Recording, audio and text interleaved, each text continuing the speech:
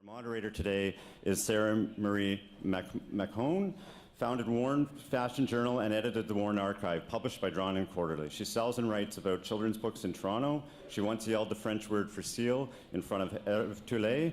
He thought it was funny. Please join me in welcoming our next panel. My name is Serah-Marie. I work at Type Books. For 5 years, I was a community manager there, and more recently, I am exclusively their children's buyer. We decided democracy now, so everyone wants to introduce themselves, and we'll just get the name, what store you work for, how long your store's been in business, a little bit about it, 1 or 2 sentences, and a little bit about your customer, 1 or 2 sentences. But maybe we'll start from the far end. My name is Kelly McKinnon. I co-own Kidsbooks. We're in Vancouver.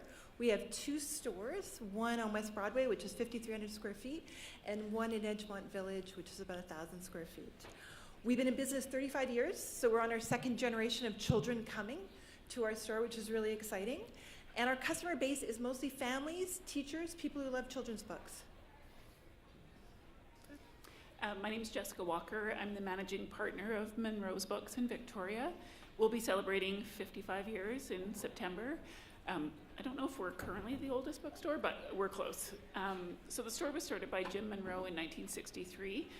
He and his wife, Alice Munro, started the store.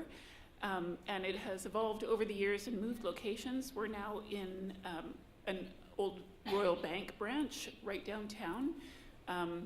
We have a huge mix of customers. We get up to 10,000 cruise ship customers a day, sometimes in the summertime because we are on the Alaska cruise route.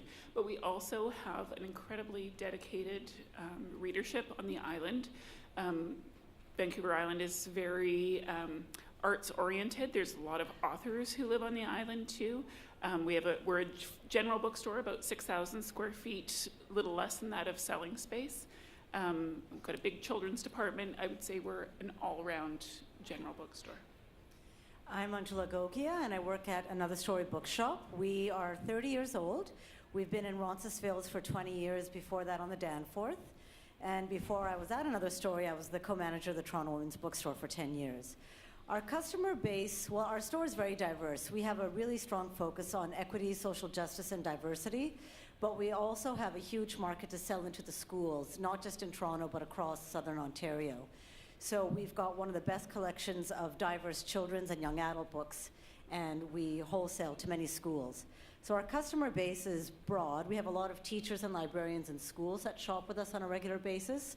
We also have a strong neighborhood component of folks who live in Roncesvalles, people with their families, and also people who are coming to look for books on equity and social justice issues.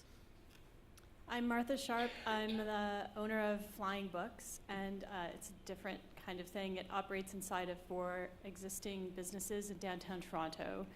A couple of them are gift stores. One is the Gladstone Hotel, and there's also a cafe. And the customer base is people that live in downtown Toronto, really. Oh, and I opened in August of 2015. You're a baby. Very, yeah. My name is Jen Haines. I own The Dragon, which is a comic and game store in Guelph, Ontario. We will be celebrating 20 years this September. We are internationally award-winning store. Our customer base is quite broad for a comic store. We believe we should cater to every level of fan. So we have families that come and shop with us. We have a lot of women, a lot of diversity in our customer base, far more than your traditional comic store model. And our mandate really is to stock diverse product. We want to be able to service basically everyone who comes into the store. We believe everyone who comes in is a customer. So we have a really great, especially in the family market, like we have a lot of families that are coming in and shopping as whole families because everyone in the family can walk away with something awesome from the store. So, yeah. And so Type Books is Toronto. We have a store in Queen West. We also have a small store in Spadina Village. And our customer base is people who are really interested in literary fiction would probably be the foremost customer, but also there's a pretty thriving kids department, I would say so. So we have a market that really cares a lot about the book as a physical object, and definitely design becomes a really important part of our particular market. So that's a lot of different people with a ton of experience. This is like a lot of years of book selling at this table. And I think we all have some slightly different points of view about who our customer is, and also maybe how we reach them. And I thought that would maybe a good jumping off point to just talk about how we're using technology to reach our customers. Maybe some things that are working or some things that aren't working. If anyone wants to jump in, I know events is a thing that is used in conjunction with with technology. So I don't do the buying at another story, so I'm going to leave off the sort of acquisitions and buying end of things, but I can speak in my role as events coordinator. And in the past 5 years, Another Story has organized a lot of events in Toronto, some small in our store with 30, 40 people, quite a few with 100 to 200 people. And then recently we did 2 large launches last year with Arundhati Roy and Roxane Gay with 1,000 people and 800 people. So I'd say for those, mid-size, big-size, even for all of the launches, I've started to use technology quite heavily. So it's a lot of social media, but it's not just relying on our own Twitter feed or Instagram feed or Facebook feed. I think what I've cultivated over the last 20 years is being an independent bookseller, but also someone who's rooted in feminist and queer and anti-racist and political and lefty communities, is building up that, and it's a mix of personal and political, as we all know when we're on social media. So it's culling from both my personal and professional networks to build those broad bases. So for Arundhati Roy, we started selling tickets and we were sold out 3 weeks before the event, and we had a lineup of about 150 people outside.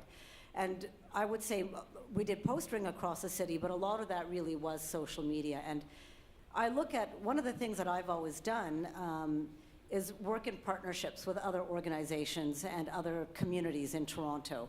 So I look at political groups, I look at academic groups, I look at community groups. Most recently, we organized an event with Therese Malhote, who launched Heartberries. She ended up canceling the event, but we did a lot of heavy promotion in the Native community for that.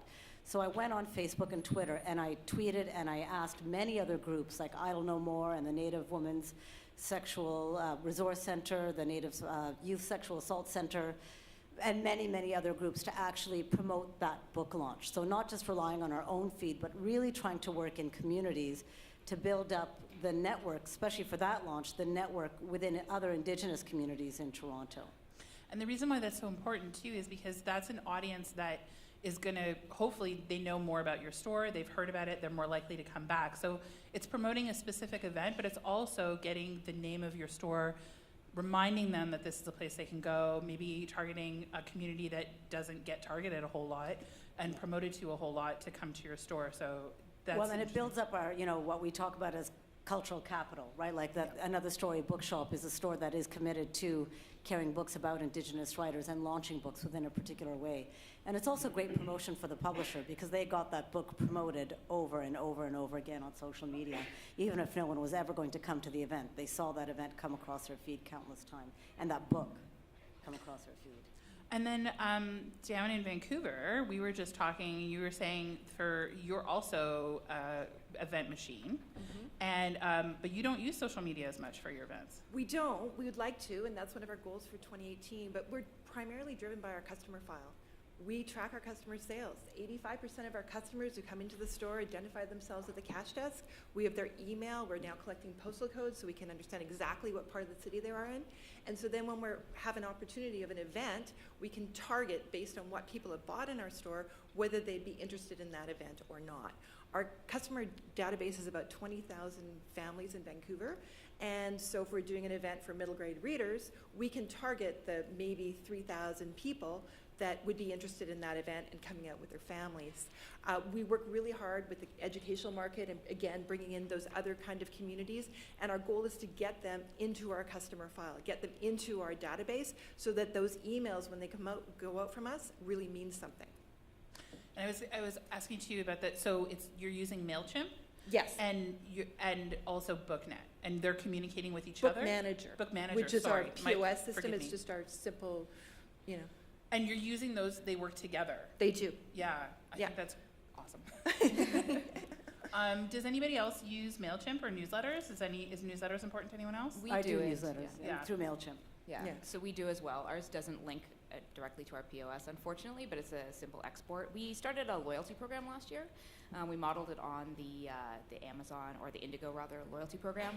So 5 points for every dollar you spend, except that you can redeem 3 times faster with us. So we get to say, hey, you can get the same thing as on Indigo, but you get to redeem 3 times faster. We're still only giving like a 3% discount, but people think it's really awesome because it's better than the Indigo, and they feel like, you know, when they come in to shop with us, that's all going towards these loyalty points. So they want to come back and make that choice to shop with us again. So every time they sign up for loyalty, we take their email. That goes into our newsletter, and then we send out our newsletter. Email marketing is still the #1 way that people can be reached through various media. It's still better than, you know, Facebook ads and that sort of thing. So we found it's worked really well to bring people in for events specifically, and our unsubscribe rate has been really low, so that's been really positive. I was going to ask you, everybody actually who's involved into newsletters, what like kind of open rates you're looking at? 33% pretty much across the Yeah, board. Every single yeah. email I send, it's about 33%. About 33. And Yeah, ours is a bit higher than that, but It's not a about lot, that. like, you know, about 40, 45. yeah. Yeah, And late 50s. yeah, Yeah. which is because it's Well, interesting and because that's it's so targeted. Yeah. That totally makes sense. Yeah, And then I targeting wanted would be to good. ask you too. So you have a loyalty system. What is the physical nature of that? Like, what does it look like? Do you have like is there a program? Is it like Vicinity? Do they scan it or? No, it's all done just by us asking them if they have an account with us already, and then we just do it by their last name. We just look them up in the system, and then then it applies. tracks. Yeah, so our point of sale tracks their purchases and their points, applies the point values, and then automatically pops up and says, hey, this person gets $5 off. So there's not a separate, like a separate app or a separate sort of software for loyalty. That would be an interesting thing to apply. Have you heard of Vicinity? I have heard of it, Yeah. yes. Yeah. That's an interesting model too. If everybody hasn't heard of that, I don't use it for books at all, but I do use it when I buy bubble tea.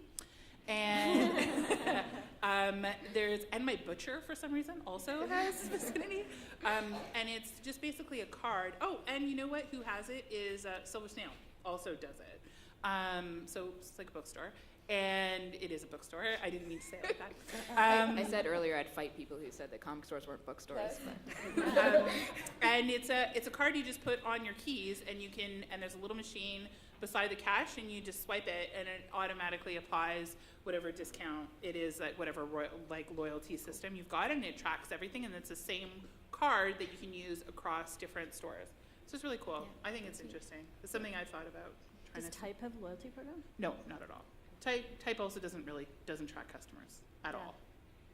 At all. Yeah, this is a challenge for me because of operating in other people's businesses, really. So I haven't figured out a way. There's probably a way, and but I haven't figured it out yet. But I do use MailChimp for events, and what I'm trying to draw attention to with social media is really the individual books and then the selection of the books. Like if I have a theme that I'm, or if I have a guest chooser, which is usually an author who's got a book coming out.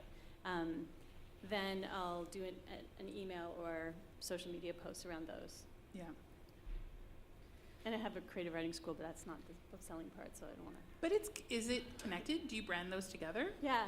Because it's awesome. I took a class. I thought it was great. Why don't you tell us about it a little bit, in case people don't know? Oh, but this is on a tangent away from the book selling. Okay. I think I think that other activities that have to do with your brand is absolutely part of the same thing. Like the same thing as like huge events, and I think that it's like all the things that you can do that bring reading and writing together. I think that like also we were talking, I don't know if other people have this too, events in your store that aren't necessarily to generate book income, I think are really common. So I think it might be good.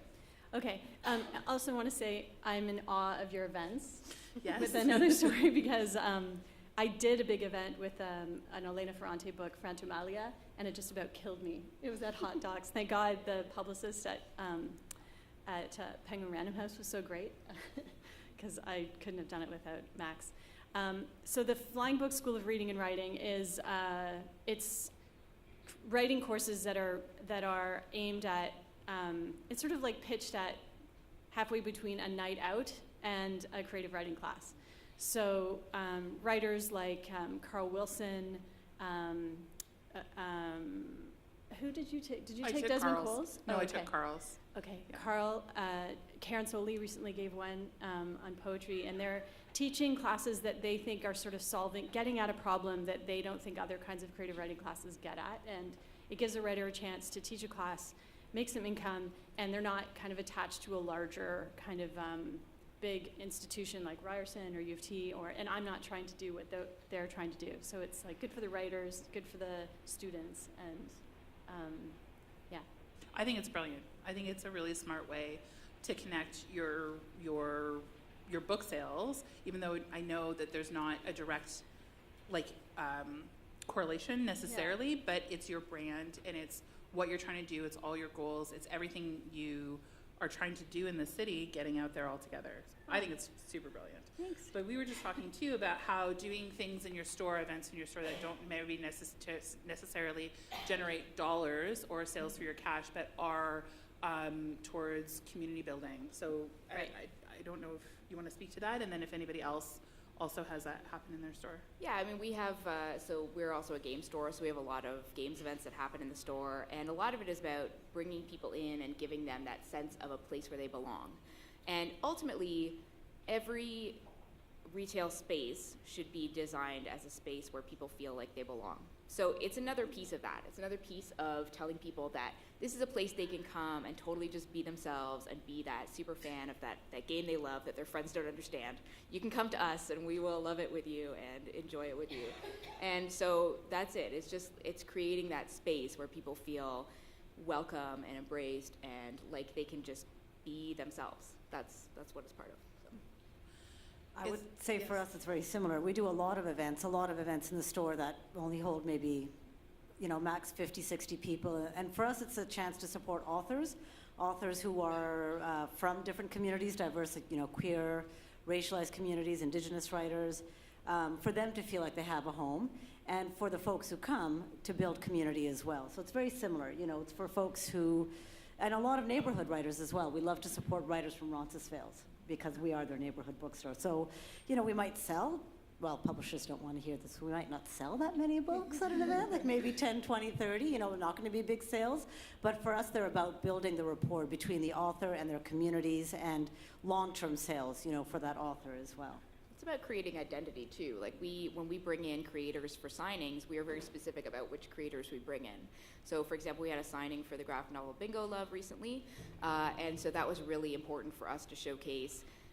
We try to showcase continually how much we support diverse material and how we want to prop that up. Like I'm not really that interested in having a signing for the next superhero book because those things kind of sell themselves. They have their own market, their own demographic. I want to reach the other people who feel like there isn't material for them. I want to let them know that there is stuff that they can find. There's amazing things for them to read and enjoy, and I want to show them how welcome they can be in my store. I'll chime in with a comment from the far west coast of Canada that sometimes for us, we have to be pretty discriminating about events, just as publishers are before they commit to send an author to Victoria. That said, we have a huge market. Like sometimes we're really lobbying to say, we could fill a 500-seat theater or more, no problem. But then on the other hand, for us, if there are all those other expenses, or even sometimes for a local author, we do a lot of our events in store. We can move our central fixtures so we can seat at least 100 people in the center of the store.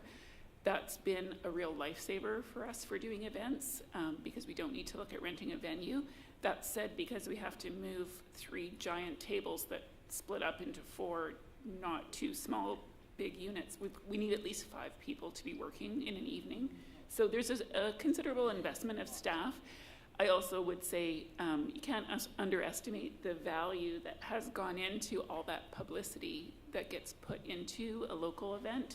And for me, Munro's Books was featured. We've been on a few lists, but the big one for us was the National Geographic. In 2015, we were one of the top 10 most beautiful bookstores in the world, and we've been on a couple of BuzzFeed lists. So we've got a lot of fans on our social pages that aren't actually anywhere near us. They're bookstore lovers, and I mean, it is kind of cool. Sometimes we've had there are kind of book groups who go on holidays together, like usually fairly well-off women from the States who pick a different city that has a great bookstore and they come. So we've had, it's really great. But that said, for me, the important thing is actually to really work on growing our local connections on social media and to just reinforce, so it is people who are going to come out to events or who are going to come in and pick up that book. If we're sharing a picture, you know, next to a beautiful cup of coffee or something on Instagram, that they might actually come into the store and buy the book. But yeah, I mean, there is an awful lot of work that goes into putting on any sort of event. And when we were talking among ourselves, I think we felt it was really important to recognize the challenge for any bookstore is time, especially when people are, it sounds like almost everyone on this panel wears about 5 different hats.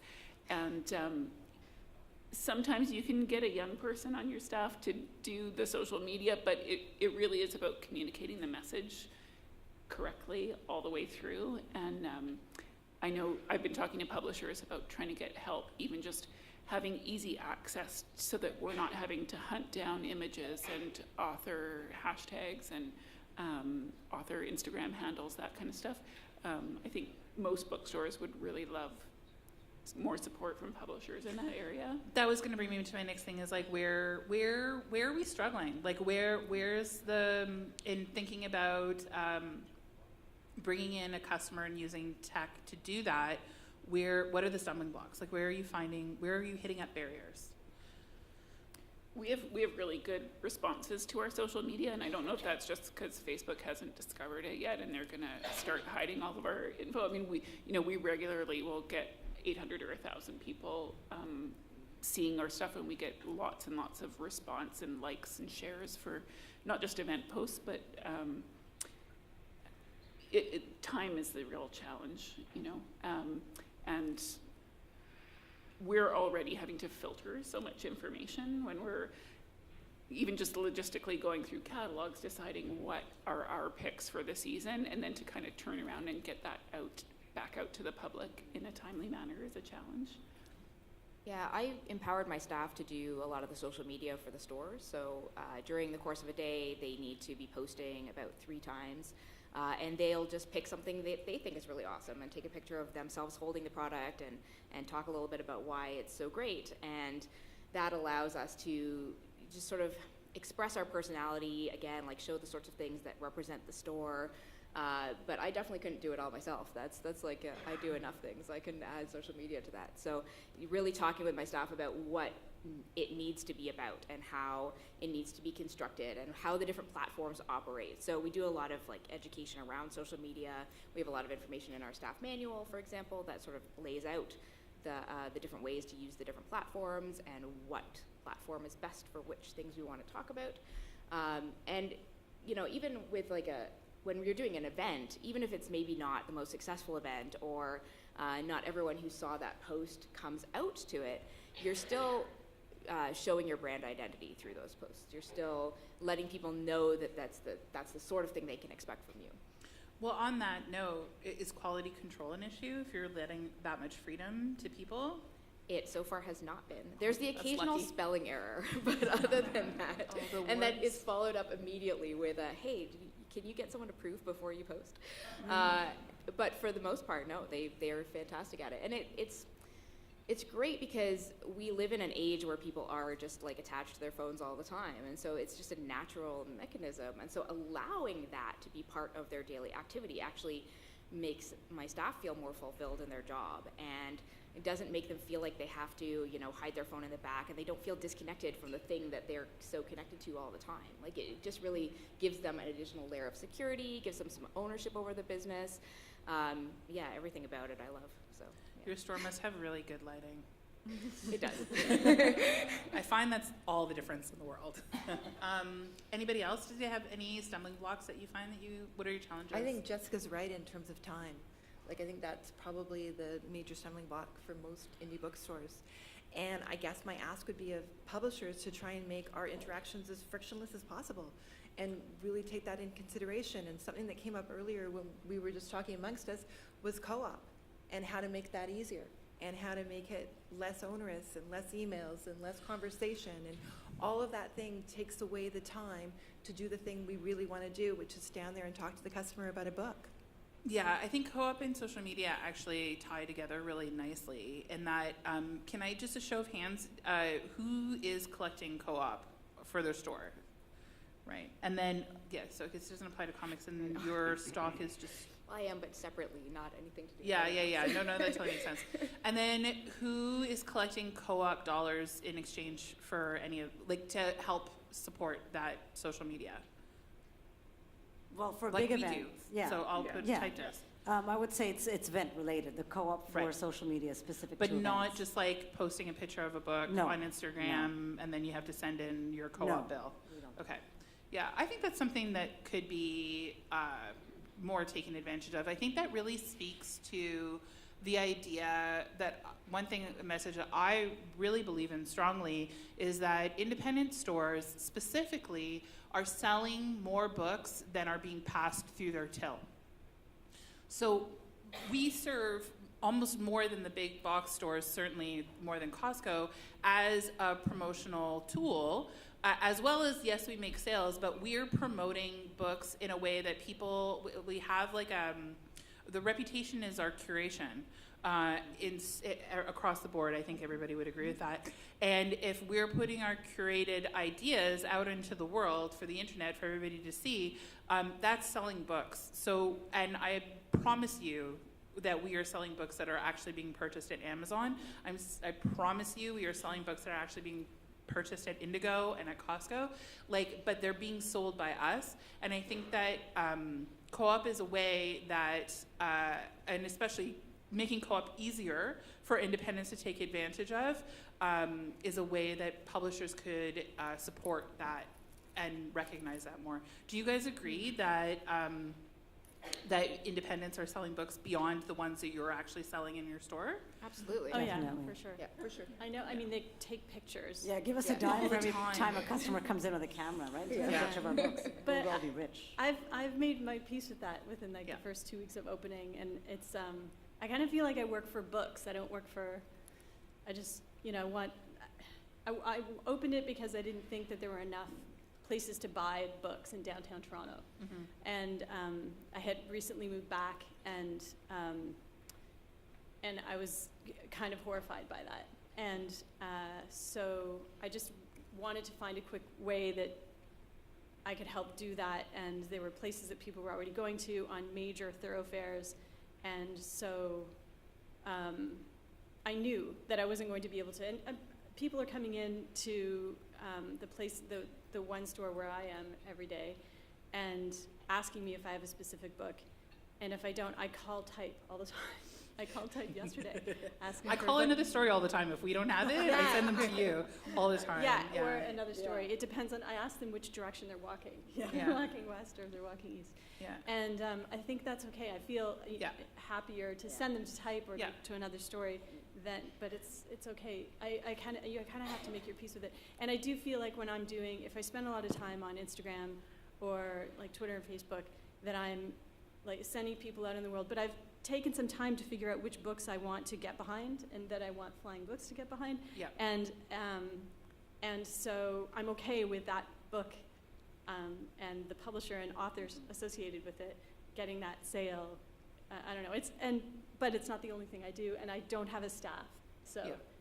Well, I think we're all happy that the book is selling. I'm certainly not suggesting tackling customers with phones, as obnoxious as they are sometimes. Just turn the flash off, please. But no, I think for the most part, we're just happy that people are getting the books in their hands. It's a matter of having the publishers acknowledge that role that we play, Right. and having them acknowledge it maybe a little bit with their pocketbooks. And even not even necessarily to hand us cash, just make it easier for us to claim something that is theoretically supposed to be available to us. Because I promise you, Heather is not leaving any co-op dollars on the table. That's True. Yeah. But I think it's hard for us to do it. It's hard to. So maybe if we commit to a certain number of social media posts per publisher per season, then we could get a bigger discount? Yes. Great idea. I think one of the things that we've all indie bookstores have had to realize, and as a fairly big general independent store, we've had to accept that the cream goes off the top. We don't sell those quantities of Dan Brown, all the big guys. We have a chapter store that's just 2 blocks away from us. They are moving this summer, which should be great, but it's going to mean we're going to actually have to start stocking Danielle Steele again, who we had retired. But the easy sale is gone. And I think, I was thinking about the greeting card and that expression of like, every day I'm hustling. And I feel like bookstores do that every day. And we're actually doing really well at it. I mean, we're on target to have our best year ever this year. Our store is really growing. I know there's other challenges in other places. I mean, we're lucky that we have cruise ship passengers and that just seems to grow, but our city is growing. But I think that there's a lot of opportunities to be had in that smaller market, and they are actually the heart of the book market, which is where most literary publishers and people who are working on discovering new writers are anyway. And I'm going to put on my BookNet board hat here. I'm one of the bookstore reps on the BookNet board. And I will say, if you're not looking at the indie channel, you should be looking at the indie channel on BookNet and try and find those treasures that are there that you can pull out and do more with. They're not necessarily going to be the really obvious sales, but I think as more independent booksellers come on, there should be opportunities to spot trends there. And my big suggestion to publishers too is in terms of changing the way we do things, our relationships with our sales reps are changing. We really need our reps to, the pace of media is hugely different now. For me, being on the West Coast, I can't wait 2 weeks for something to be shipped to me because no one's going to be interested by then. And so it's really about trend spotting. It's about paying attention to the news for me and being able to react really quickly. So the better information that I get from publishers is key, but it has to be important to me. And we're such a small group of independent booksellers in Canada. That's one of our biggest challenges, is that it's too small. We don't have an association. We can't get together. But on the other hand, we're small enough that you should be able to just pick up the phone and say, hey, this is, late news, but it's going to be on the Current next week. And I can say, on the West Coast, oh, great, Book Express has some. I'll grab some more, so I've got them. The industry should be able to overcome those challenges in a way because we are so small. Yeah, in the comics industry, we have this thing called Comic Shop Locator, which is essentially just a directory of all the comic stores around the world. And coming from the comics industry, there's this real impression amongst comics folk that we are like the most hard done by industry ever. But coming here, I've really learned that the book industry and the comic industry, I'm not saying you guys are worse off. The book industry and the comics industry are so similar. We have exactly the same problems. And that's something I didn't really realize until today, except that the comics industry has a comic shop locator and you guys don't. And that breaks my heart. There should be an independent bookstore locator that then these publishers can pop onto their advertising. So you can get this at Amazon and Chapters and at your local independent bookstore. And there should be a link there out to local independent bookstores. Because, people want to shop local. There are people who are really hardcore about that, and they should be able to find you. So I call for someone to take up the reins of that and make it happen, because I think it would be so valuable if there was a directory that people could be pointed to. And with the key point that it is also on publishers' website. It has to be on every single that's publisher's website on every single book, because it kills us to see Amazon and Indigo, and McNally Robinson is wonderful, but there's a lot of us out there that need that. Yeah, because need those dollars. We're the ones doing the hand selling in the stores and saying to people, well, you should totally buy this book. And then they're maybe sometimes also going online to buy it elsewhere, with the sales that are, coming from us, but not necessarily going through our cash register. We need that. We need a little bit of something back, I guess is what I'm saying. Because we're doing a lot of work for the publishers to make put their books out there. Bookstore locator. Yes. Someone hashtag that out there. For authors, for indies, last year, Coach House did a really beautiful poster for Toronto. I know yeah. it's not exactly what you're saying, but just as a little echo, it was gorgeous. We had it in the window until it like fell apart and we couldn't have it there anymore. But it was beautiful and it was really well done, and it was very local, obviously, but that was a really great show support for, especially from a publisher that's not huge. It's not like Coach House has a ton of cash to be flashing around either, and that they took that initiative on their own and did that, I thought was really supportive of the community. Speaking of though, but who out of the stores here, hands show maybe, who's got an online store with their store? Yeah, so we don't and you don't either. Yeah, is that something you've thought about, Martha? Sometimes, but I think it's just me. Yeah. And I mean, I have a website, Yeah. but I don't sell from it. No, I don't. Yeah. Maybe someday. And also the subscription thing. I know Queen Books has this great subscription thing where you subscribe and you get a book a month, and you give a profile, and the booksellers there work really hard to try to figure out what you'll want. Yeah, And I think Greenpoint does that too. that would in fit Brooklyn. more with what I'm doing, but maybe if I had not as many jobs as I have right now. Yeah, I would say, so we don't do it either, and one of the barriers to that, I think, is like the time of fulfillment. I'm like running a whole different company, but some of the other booksellers were saying that they use it for really more of a different reason than necessarily just like sales that they end up mailing out. So did anybody want to speak to that? Primarily, it's used as a lookup service to see if we have that book in stock. That's what most of our customers use it for. And then we have a guest checkout. So with an email or a cell phone number, you can have that book put aside for you at the cash desk and show up anytime. And we have it used quite frequently. I would say most of the time at Christmas when I'm on the floor, many people come up to me and I saw that you had this on your website, and then you cross your fingers and hope you can find it. And for us, because we do so much business with the schools, we have a lot of schools who are placing orders in quotes through our web store. So for us, it's quite critical to have it. And we also have specialized lists that we can configure on our website We do as well. exactly the same So thing. that's also very useful.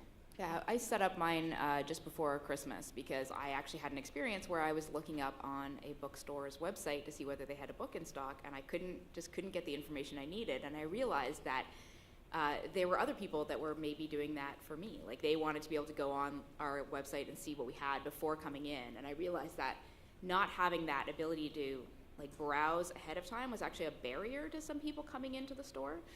So I decided that it was best to just remove that barrier. So for me, I see the web store purely as advertising and not necessarily as a selling portal. The sales through it are negligible, and I don't care. I care that people can go on it and see what we have to offer and can get an idea of who we are and see if we have something in stock, and that will hopefully invite them to come down and spend more money. So. I see we only have a few minutes left, and I wanted to, before I ask another question of the panel, I want to know if the crowd had any questions. If you want to hold your hands up. So you've spoken a bit about wanting co-op to be easier. Can you give some practical suggestions about how publishers can do that for you? What exactly are sort of the main barriers you're facing with co-op right now? And what are some things we can do to make that process more smooth? I have a lot to say about that, but I'm going to let other people speak first. Typically, it's the approval process. It's typically sending the email to the rep, waiting to hear back. If you just know that it's going to be approved, that is just so much better because typically you're racing around and you're trying to get stuff done. The other side of it is all the billing and the matching it up on the statement and making sure everything balances and did they pay us and did they not. And we're talking about invoices often for $100 or $50 or 6 invoices for $200. You know, it's not a lot of money ultimately. I've also been encouraging people to think about, publishers to think about assets that they already have and that are already using elsewhere that perhaps could be presented to a bookseller in addition to, sales reps really need to be also marketing reps. And what I would love to see is, in addition to a book catalog, also an asset catalog, perhaps a bit closer to publication time, where you would say, it could be general enough that you include a wide variety of books on your list, but stores can select okay, can you send me, pictures for a carousel ad for the reissue? Like I was talking to House of Anansi about the A-list. They could do a little package of the A-list. It could be basically ready to go as a Facebook carousel. It could be all hashtagged and, people's handles all attached, possibly even copy that we could tweak. For me, the big advantage for publishers is that you are sending out a package that you probably might also be promoting to the chain. You could do a little indie tweak, or you could already have your same people just do a few extra things for indies. It gives you a lot of brand consistency yourself.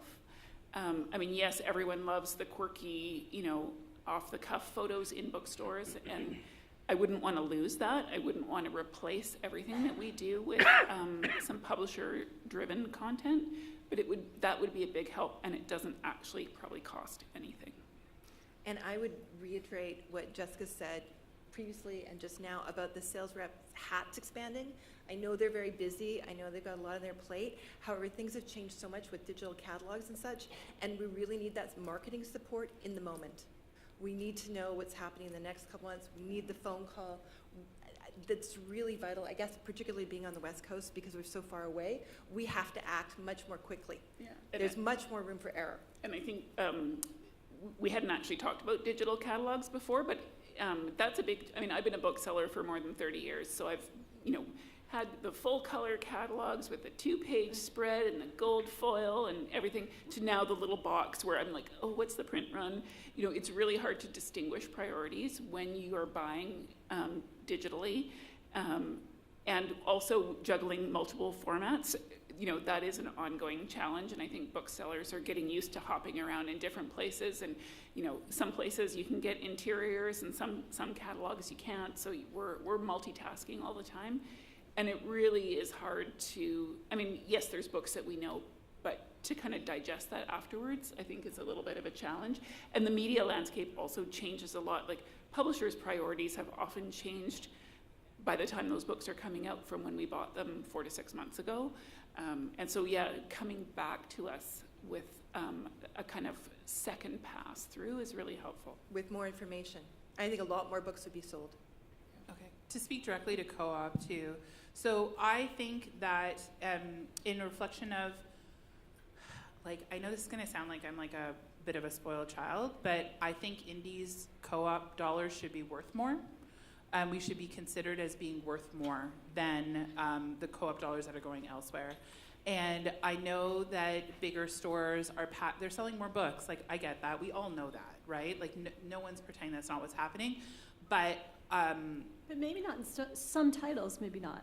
Yeah, well, for sure, definitely. That's actually a very good point. Not all of bigger ones, but there's definitely some stores that I know we look through, and Type is they're like, you sold all the books in Canada of this. For sure. You're right. Yeah. That's a very good point, and I shouldn't neglect that. I would actually love to know that. Yeah, that would be helpful, yes. I would love to know which titles are, I don't know.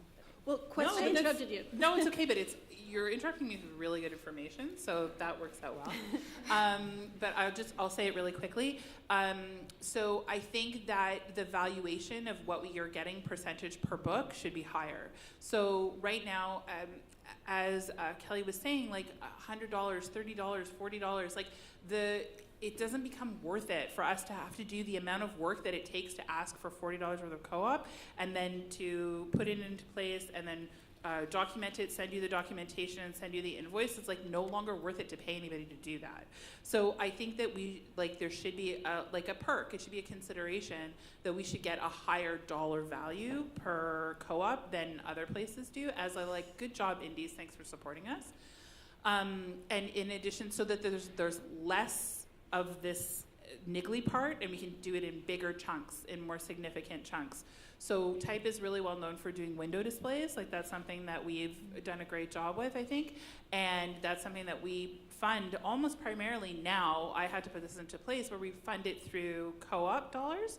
But I have to fight with some of the publishers to give us enough money to cover it, because they're like, that's a crazy number. But that's how much it costs, right? Okay, I'm sorry, I talked out the end of this, but I definitely have more to say if anybody wants to talk to me. But I am wrapping everything up now because I'm getting the this. Thank you everyone for coming. Thank you so much to all our panelists. I'm sure that anybody on this board, if anybody wants to come talk to us personally after, but this is a lot of bookselling experience here, and I'm glad to have met all of you. So thank you. Thanks.